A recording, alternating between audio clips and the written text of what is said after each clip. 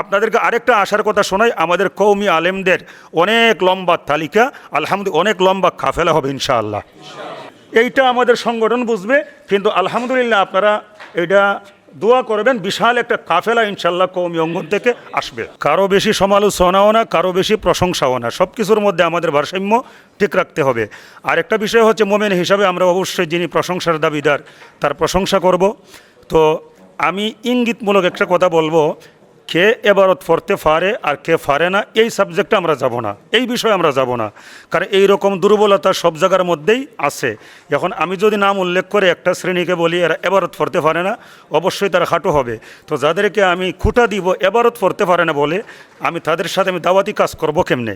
কারণ আমি এই কথাটাই বলবো, বারংবার তাদের কাছ থেকে একই আক্রমণের শিকার কিন্তু আমরা হইতেছি, অথচ আমরা একটুও বোঝার চেষ্টা করি না দাওয়াতের কাজের জন্য এবারত পড়া জরুরি না। এবারত পড়া জরুরি হচ্ছে মাদ্রাসার মধ্যে ক্লাস নিবে, ওই জায়গার মধ্যে তার মধ্যে কী যোগ্যতা আছে, কিতাব পড়তে পারে কি পারে না। এখন এইগুলা মসজিদের ইমামতি, খতিবগিরি, এই সমস্ত জায়গা আমরা ঢুকাইয়া আলেমদেরকে আসলে খাটো করবার জন্য বা লজ্জিত করবার জন্য একটা অপচেষ্টা মাত্র। তো আলহামদুলিল্লাহ এই মাহে রমজানুল মুবারক আমরা এই সিদ্ধান্ত নেই, বিশেষ করে আমার কওমি ভাইয়েরা যারা আছেন, আমরা কত বেশি ওনাদের কাছে ঘেঁষতে পারি। ওনাদের পক্ষ থেকে বেশ কিছু জামাতের ব্যাপারে প্রশ্ন আসে। আজকে মুফতি আলী হাসান উসামা ভাইকে আমি একটা আলোচনার মাঝখানেই আমি একটা মেসেজ দিছি, মেসেজ দিয়া আমি খেয়াল করলাম উনি খেয়াল করে নাই, আমি আবার ওনাকে ডাক দিয়ে বলে দিলাম মেসেজ দিয়েছি আপনি দেখেন। তখন কী আলোচনা চলতেছিল? এই শিয়া সম্পর্কে, শিয়া মতবাদ। কারণ মাঝে মধ্যে কিছু ভাইয়েরা আমরা যারা জামাত করি আমাদেরকে শিয়া বলেও গালি দেয়, নাউজুবিল্লাহি মিন যালিক। কি আপনারা শুনছেন না?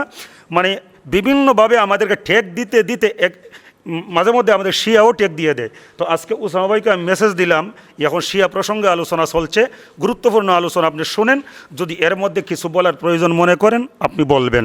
তো আলহামদুলিল্লাহ আজকে উনি যে আসছেন, যেহেতু গুরুত্বপূর্ণ একটা বিষয় ছিল, উনিও ক্লিয়ার হয়ে গেছেন যে বাংলাদেশ জামাত ইসলামীতে যারা কাজ করে, যারা কর্মী, যারা নেতা, আলহামদুলিল্লাহ আমরা সবাই আহলে সুন্নাত ওয়াল জামাতের আকীদায় বিশ্বাসী।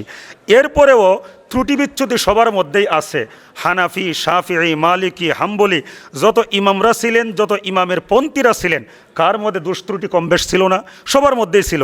এখন আমরা জামাতে ইসলাম করি বিদায় আমরা একবারে দুষ্ত্রুটির ঊর্ধ্বে এইরকম আমরাও মনে করি না। কেউ যদি আমাদের কাছ থেকে এটা আশা করে সেইটাও উচিত হবে না। এই জন্যে যারা সমালোচক, আমি তাদেরকে বলবো, সম্মানিত ভাইরা, সমালোচনা আরেকজনের করার আগে নিজের দিকে তাকান, আপনার মধ্যে সমালোচনার কোনো কাজকর্ম আছে কিনা, অবস্থা আছে কিনা। যদি আপনার মধ্যেই সমালোচনার অবস্থা থাকে তাহলে আমার দিকে শুধু তাকায় লাভ কি? আমিও সংশোধন হই, আপনিও সংশোধন, ইনসাফ বজায় রাখি। তো যাই হোক, কথা মনে লম্বা হয়ে গেছে।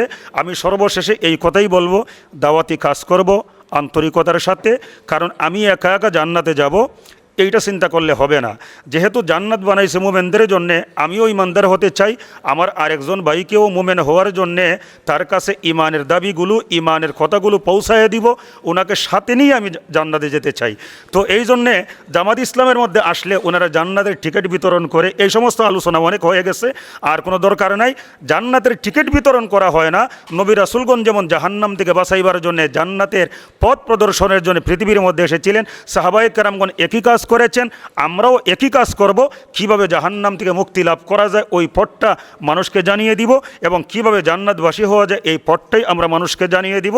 এই জন্য আসুন, আমি জান্নাতি হই, আপনারা জান্নাতে হন, আমরা সবাই জান্নাতি হওয়ার জন্য যা যা করণীয় আমরা এইগুলা যেন মাহে রমজানুল মুবারকে অধিক পরিমাণে করতে পারি।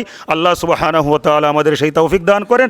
আর একটা লাস্টে ধন্যবাদ না দিলেই নয়, এই যে মুফাসসির জোন মহানগর উত্তরে, এটা চমৎকার একটি আয়োজন।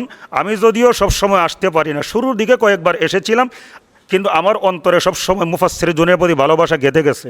আজকে বাসার ভাই আমাকে বলছেন যে আমরা যেন প্রতি মাসে এই হালাকার মধ্যে আসি। আমাদের এই জায়গার মধ্যে মুশারফ ভাই বসা আছেন, আমি ওনাকেও বলছিলাম, উনিও বলছেন যে সংগঠনের কাজে আমরা সবসময় যে কোনো জায়গায় সুযোগ থাকলেই যেতে পারি। ইনশাল্লাহ আপনারা আমাদেরকে জানাইবেন এই মুফাসসির জোনের হালাকার মধ্যে আমরা যেন প্রতি মাসে আসতে পারি।